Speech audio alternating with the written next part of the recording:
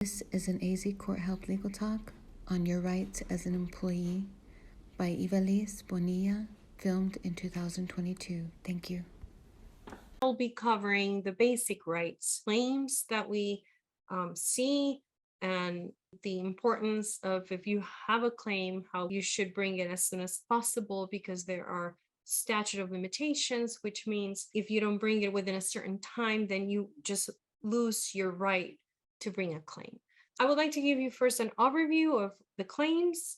I see a lot of discrimination. Discrimination is basically, and I'll be covering each subject throughout the presentation. So just an overview, most claims that I see are discrimination, FMLA, which is the Family Medical Leave Act. So when someone takes time for FMLA, time to take care of their health or the health of a family member, and then someone happens to them because they took that leave of absence, or they were not given an opportunity to take that leave of absence. Retaliation. So you bring up a concern regarding a violation, fraud, and there are other things, and then they retaliate. Or discrimination. You bring a claim of discrimination. And that could be internal. You go to your employer and you say, I feel discriminated, or I witnessed discrimination, and then the employer retaliates against you for bringing that concern.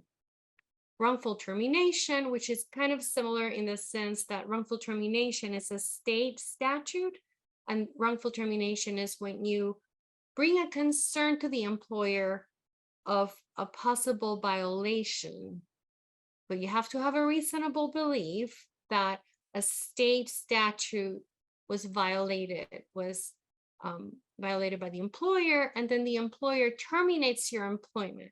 So there has to be a termination in that claim. You bring the concern of a possible violation of state law, and the employer terminates your employment for bringing up that violation. Also, it's important that you know that if you work for the state of Arizona, it's important that you bring that complaint within, you don't need to file the complaint, but you need to file what is called a notice of claim. So that's important, that if you work for the state or a political subdivision, you need to file and send a letter, which is called a notice of claim, within 180 days.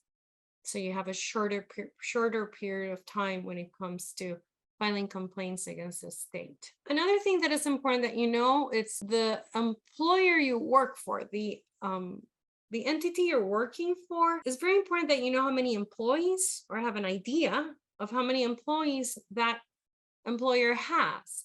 Because if you're working for an employer that only has 5 employees, well, not every law applies to them. So for example, discrimination, there's only one exception to that, and that will be sexual harassment. So let's say you work for an employer and that employer has 10 employees, doesn't get to 15, or 5 employees, you only need 1 employee. And then, so if it has more than 1 employer or more, and you were sexually harassed, then you could bring a complaint of sexual harassment under the Arizona Civil Rights Act. However, if it's any other discrimination other than sexual harassment, then the employer needs to have 15 employees for you to be able to bring a complaint under the Arizona Civil Rights Act or Title VII.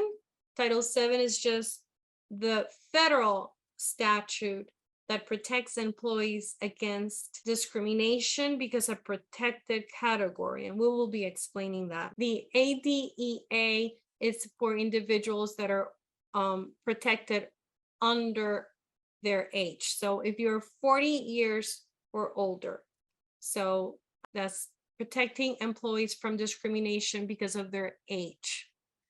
So for that, the employer has to have 20 employees, different to Title VII, which is 15. So the ADEA would be if you have 20 or more employees. Then you have the FMLA, which for that, what the statute, what Congress said, it's basically that you need to have 50 employees because the FMLA provides you the right to have up to 12 weeks of a leave of absence. So that's a long time. So Congress said, you need to have at least 50 employees to be able to take that leave of absence. So it would not be an undue burden for the employer, right? So FMLA would only apply if the employer has 50 or more employees. Discrimination, and I will explain a little bit about discrimination now. It's important that I explain that not everything is discrimination. And I have a lot of clients that come to me and say, well, I'm being harassed. But then I say, why are you being harassed? What is the reason? If you cannot link the harassment to that protected category, then it would not be discrimination and you don't have a claim of discrimination.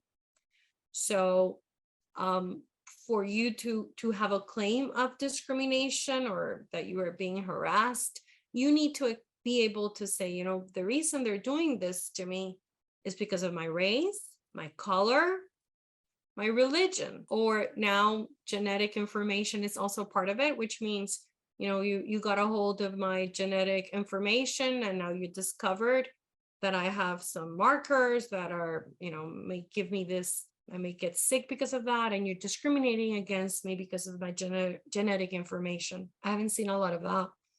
National origin. So national origin, we know what that is. You're discriminating against me because of my national origin. Sex, gender, there's more included now.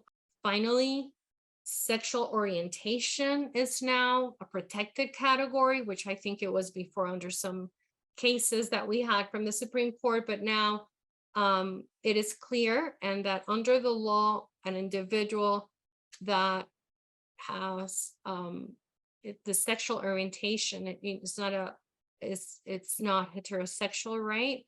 Then they're covered, and employers cannot discriminate against someone because of their sexual orientation. Equal Pay Act, men and women should be paid the same, and there are standards for that. But basically how I can explain it very simple is if you're doing the same functions, a man and a woman should be paid the same amount of money, equal pay. Pregnancy, we do not have a law that provides paid maternity leave, but an employee cannot be terminated because of her pregnancy. So the other statute that I discussed previously is discrimination because of age, 40 years or older. These are individuals that are protected under the law.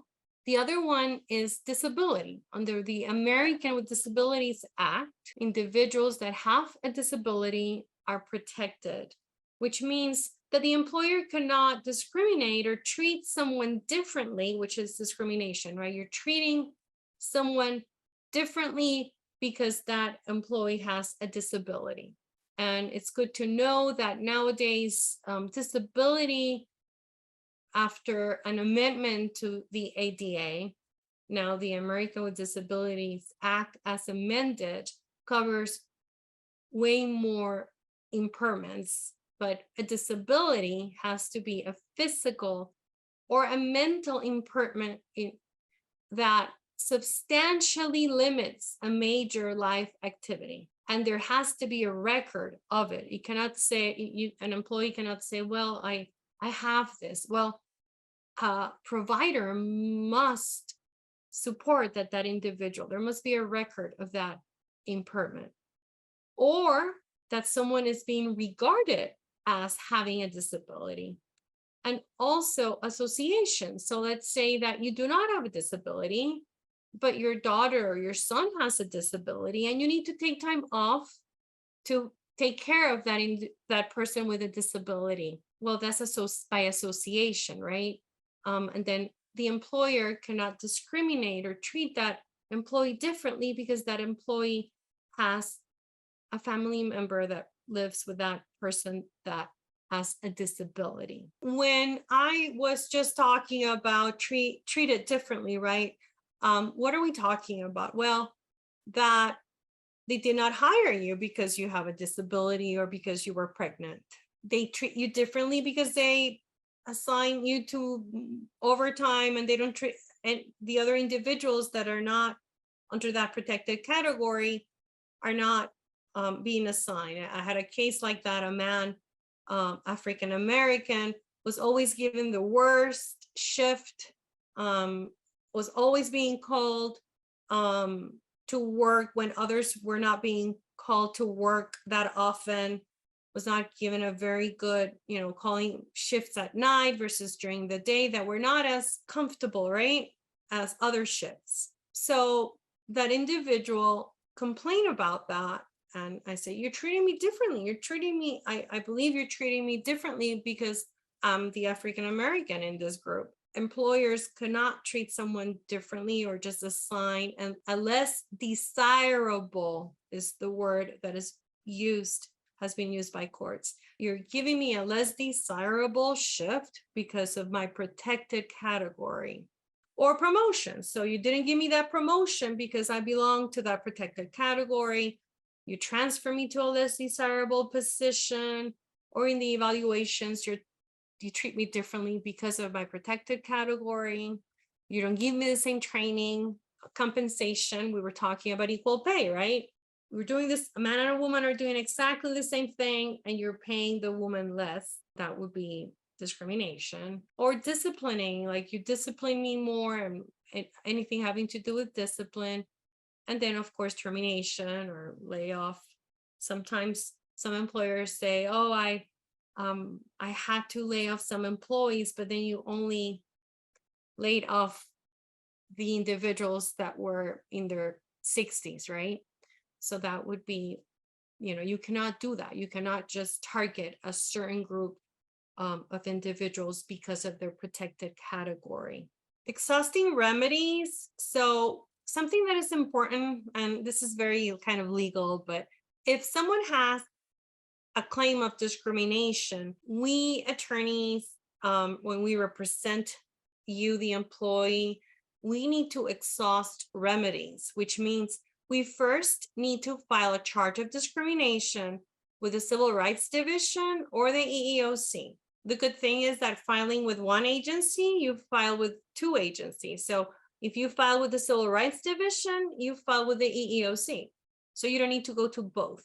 And then you're covering state claims and claims under the federal statute, Title VII, the ADA, or the ADEA. So everything is covered. There are some claims out there that I'm not going to get into that you do not need to exhaust remedies, but just to have a very complete presentation, I want to make sure you know that there are some claims that deal with race discrimination that you do not need to exhaust remedies. That would be Section 1981 or the Rehabilitation Act, which is just very similar to the American with Disabilities Act, but that's for employers that receive federal funding or that are federal contractors.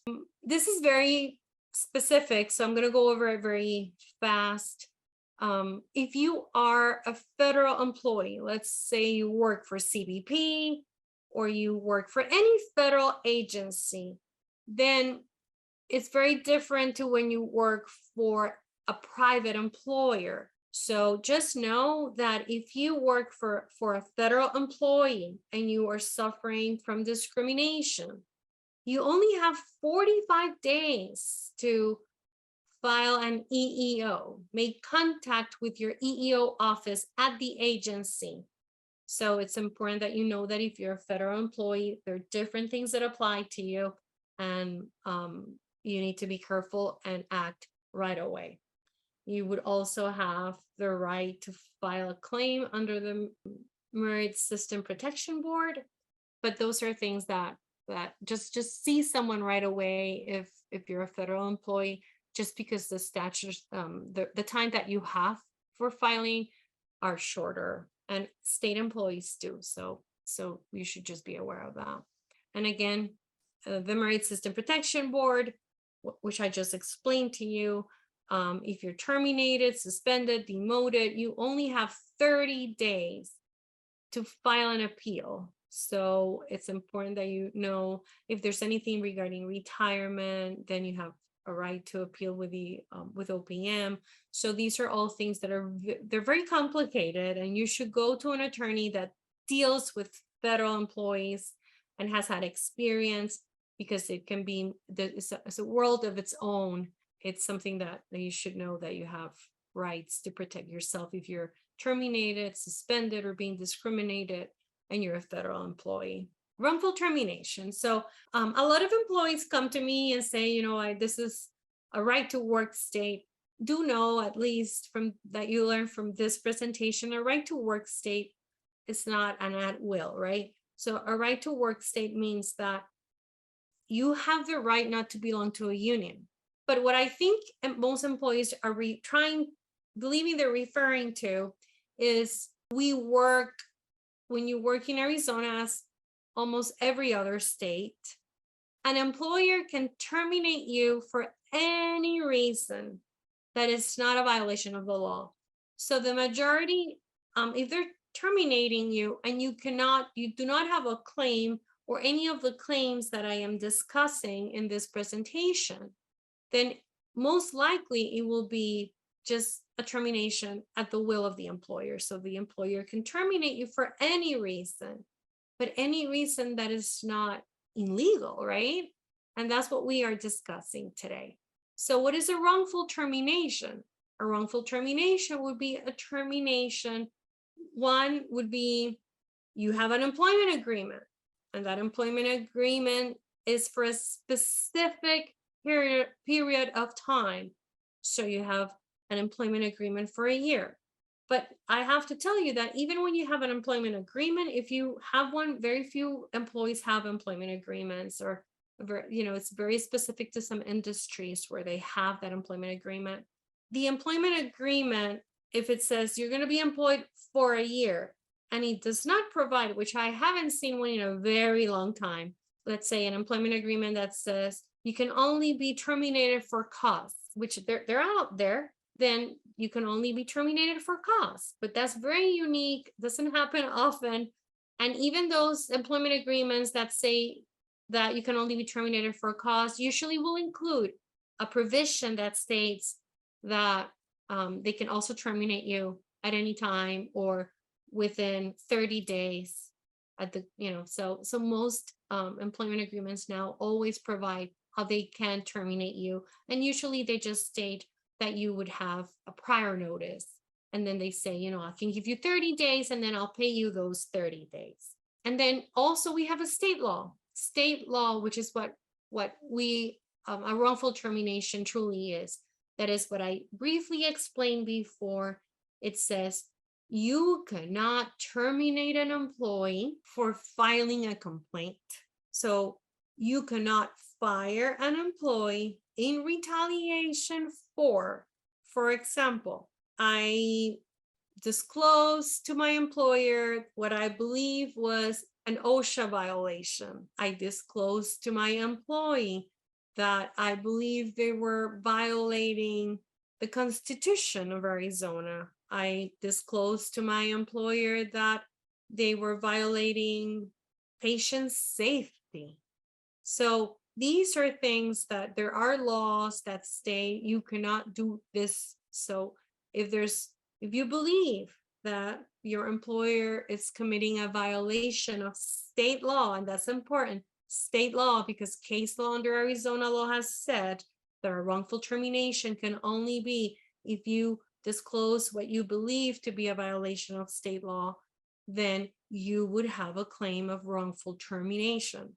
Workers' compensation. So you had an accident at work, a work-related injury, then if you exercise your right to file a complaint under workers' compensation, the employer cannot then terminate you for filing that claim or for exercising your right to workers' compensation. Serving on a jury. So let's say that you served on a jury and then the employer terminates you for the fact that you did that. That would be our public policy, is that you should be allowed to go serve and then come back to work without any retaliation for going and voting and taking the time to vote. But please know that that voting statute doesn't provide that the employer needs to give you time to vote. It says the employer must give you time to go vote if your shift does not allow you before or after, I think it's 3 hours, to go and vote. So there are very specific things about that law. So just know that if your working hours do not allow you time to go vote before or after, let's say that you work hours that would not allow you, and the poll would be closed by the time that you finish, and you cannot do it in the morning, then you would be allowed to take time to go vote. Unions, I'm not going to cover a lot of it because it's a very specific topic, but you should not be terminated for joining or not wanting to join a union.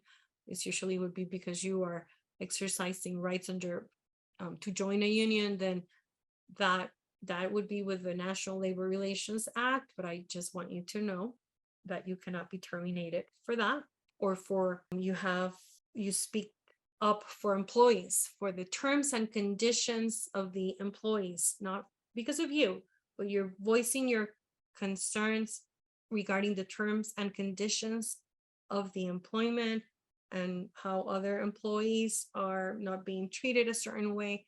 Well, there's could be a concerted activity, and again, that would be under the National Labor NLRB. So that's another subject that we could be hours here, but I just want you to know that employees that go, sometimes they belong to the National Guard or the armed forces.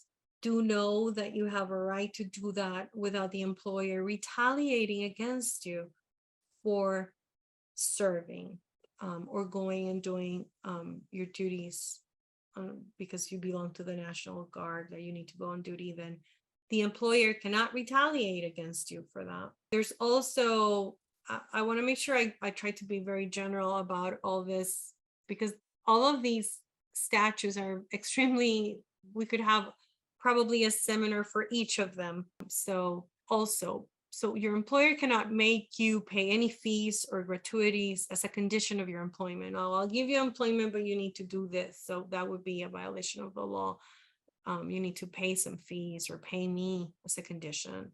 The employer cannot terminate you for refusing to purchase goods or supplies from a particular person, or using leave if the employee is a victim of an offense or a crime.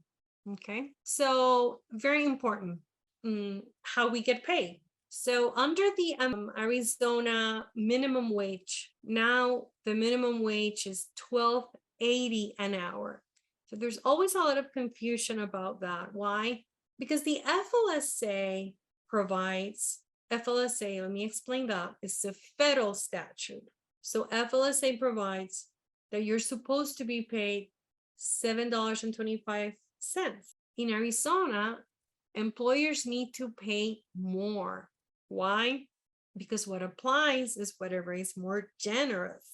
So although the FLSA provides $7.25 is what you should be paid, Arizona law is more generous and provides that you should be paid $12.80 an hour. And that is now, like every year it usually goes up. So if you last year were paid less, do know that it just goes up. So this year, since January 1, 2022, is $12.80 overtime. Oh, I also want to say, in case there are any employees that will be listening to this presentation, if you're a tip employee, let's say that you work at a restaurant and you get tips, it's a different rule. So do know that there are very specific rules, and there are also some very specific positions that there are some exemption and exceptions here and there, but that's the majority of the employees should be paid $12.80, the vast majority. So tips are treated differently, is very specific. So overtime, basically, if you work more than 40 hours a week, and it's based on a 7-day work week, you must receive compensation at a rate not less than 1.5. So if you get paid $14 an hour and you work more than 40 hours, then let's say you worked 50 hours, then those 10 hours need to be paid at your regular pay times 1.5. Do know that if you were sick, let's say that you were one day you didn't work, you had sick time and you got paid your sick time, then you didn't work overtime if you worked that Saturday, right? Just because the hours that are going to be considered are only the hours actually worked by the employee. So if you were, some of those hours were because of you were on vacation, sick, or a holiday, then again, you do not get paid overtime because the hours that were not worked are not going to be considered. That same topic, I should also explain, there's no law in Arizona or federal law that provides that employees should be paid for holidays. There's no law regarding lunchtime. Now, I think it was 2017 that we finally got a law regarding sick time. So do know that there's nothing regarding vacation time, no law regarding lunchtime or holidays. So an employer does not necessarily need to pay you for time that you were on a holiday, but most employers do pay holidays, but there's no law about it. Exempt versus non-exempt, I could be here for hours or days explaining all the what is an exempt versus a non-exempt employee, but basically know that either you're paid hourly or you're paid salary, but that doesn't, the fact that employer tells you you're on a salary doesn't mean that you don't need to be paid overtime.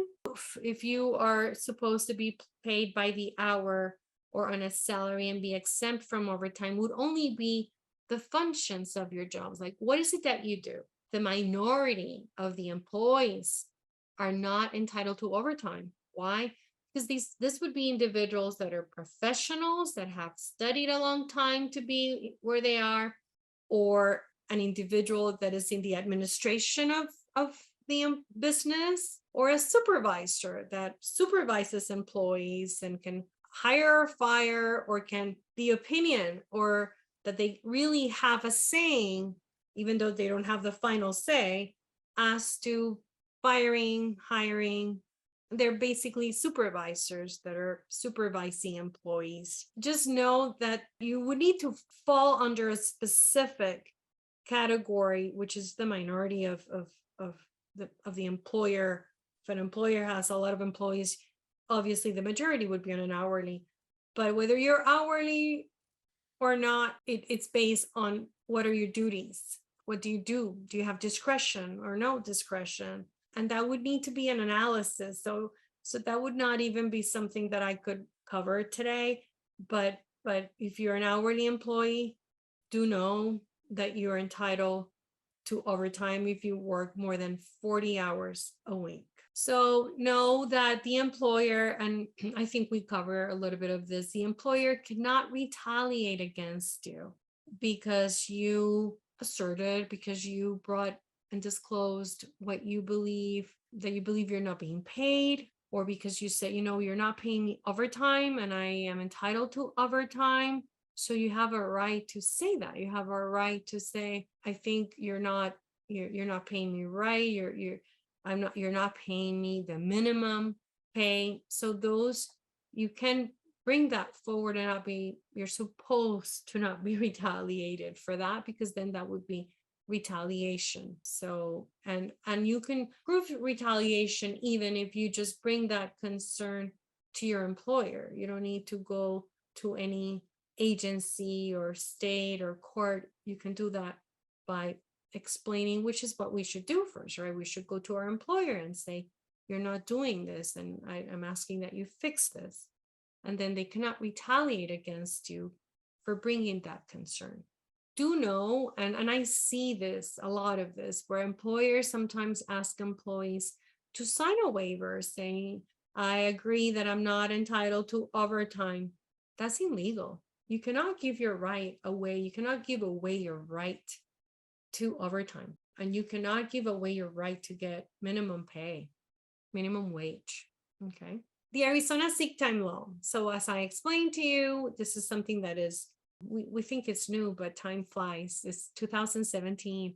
But employees now in Arizona should earn 1 hour of paid sick time for every 30 hours worked. So employees are entitled to 24 hours of paid sick time if the employer has 14 or fewer employees.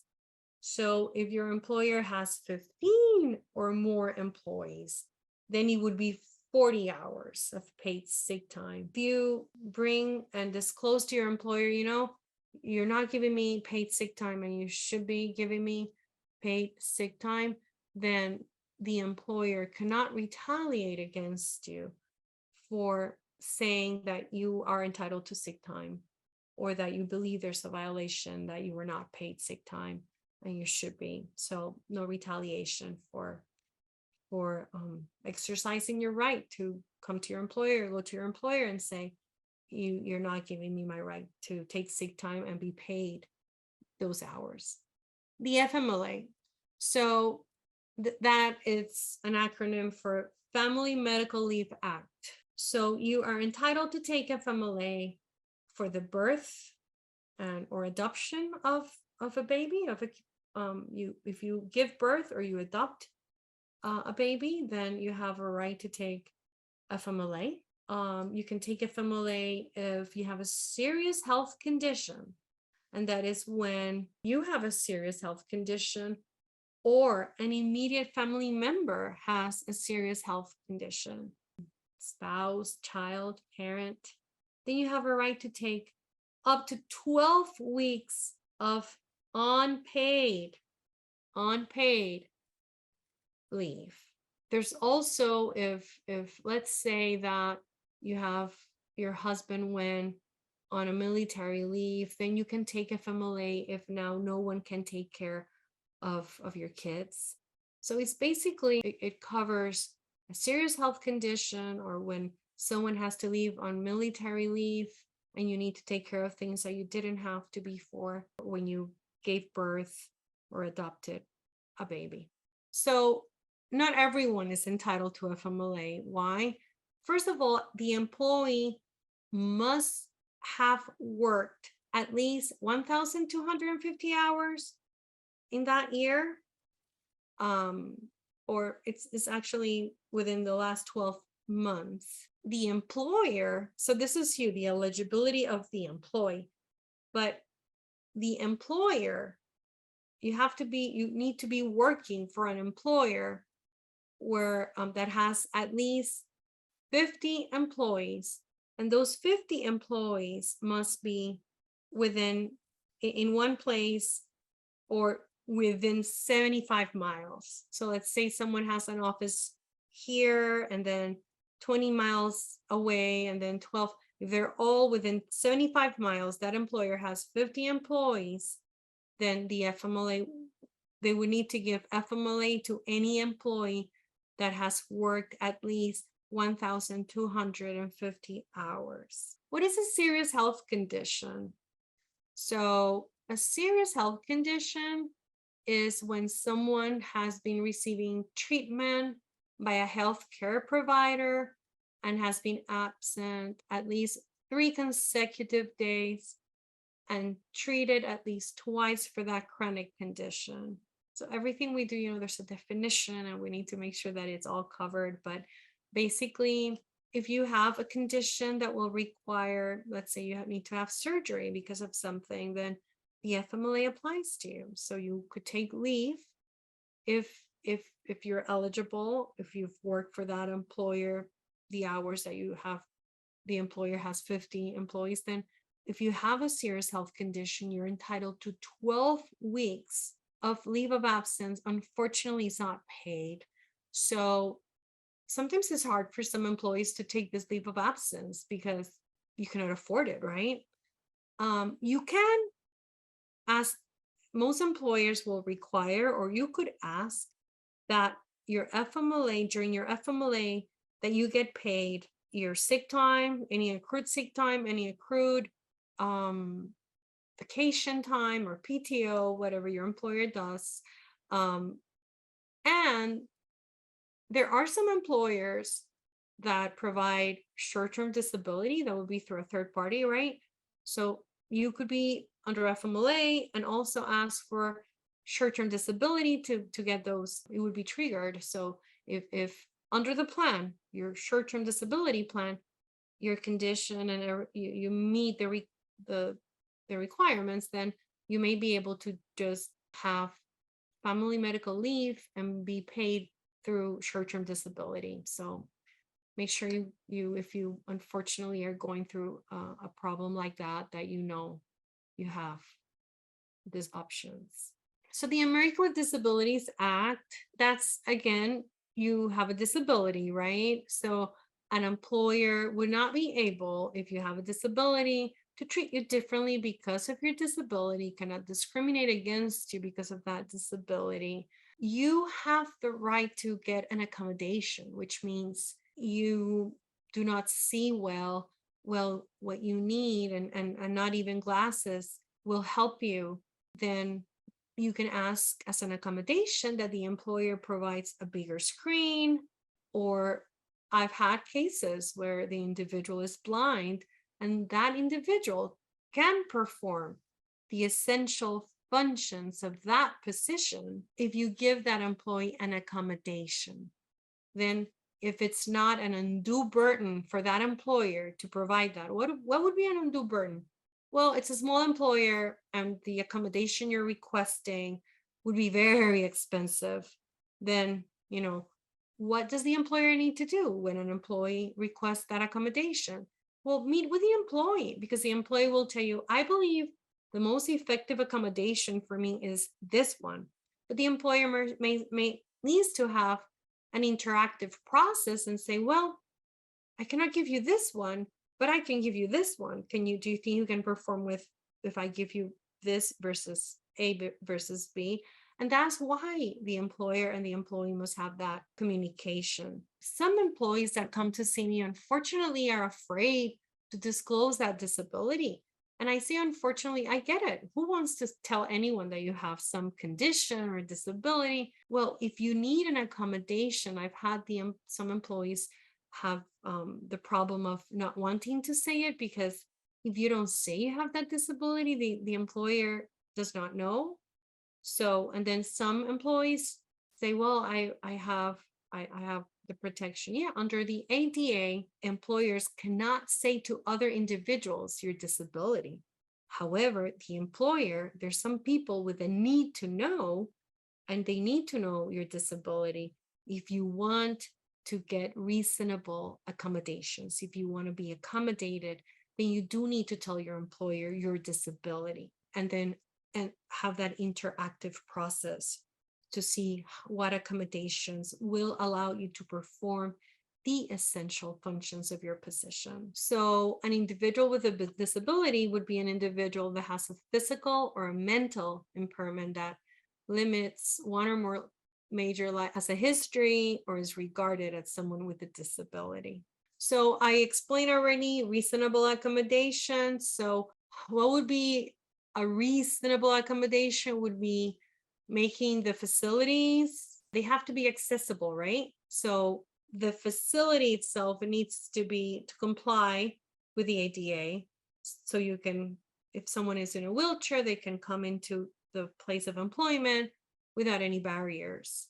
You could ask that the work schedule be modified. I because of this condition in the morning, I cannot do X, but if you allow me to enter at this time, and the employer can do that, right?